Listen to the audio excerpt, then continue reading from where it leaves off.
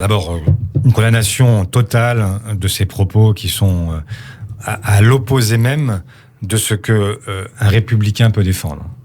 Et ces nouvelles saillies sur April Benayoun, qui serait coupable d'avoir un père israélien, je ne sais plus quelle est la citation exacte, mais en gros qui essentialise tous les Israéliens. Et que dirait-elle si on le faisait de la même façon pour un musulman? Enfin, tout ça n'a aucun sens.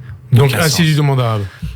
Sa présence Institut du monde arabe. Ensuite, il y a une question qui est une question. Et puis déclaration aussi homophobe, raciste. Ce que vous dites sur la bibliothèque, moi je ne savais pas, vous me l'apprenez, que on vend son livre dans les rayons de l'Institut du monde arabe. Ça devrait être retiré tout de suite parce que ce livre ne peut pas être considéré comme un livre qui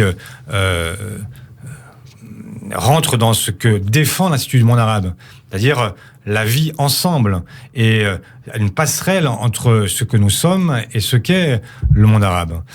Ensuite, sur la question de la présence de cette dame parmi les cadres salariés de l'Institut, ça relève de la justice.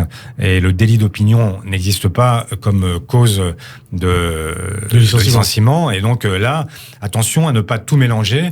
Et on l'a dit à l'instant sur l'affaire Trump, attention à ne pas donner le sentiment non plus que désormais il y aurait une forme de censure qui pourrait s'exprimer en dehors du cadre de la justice.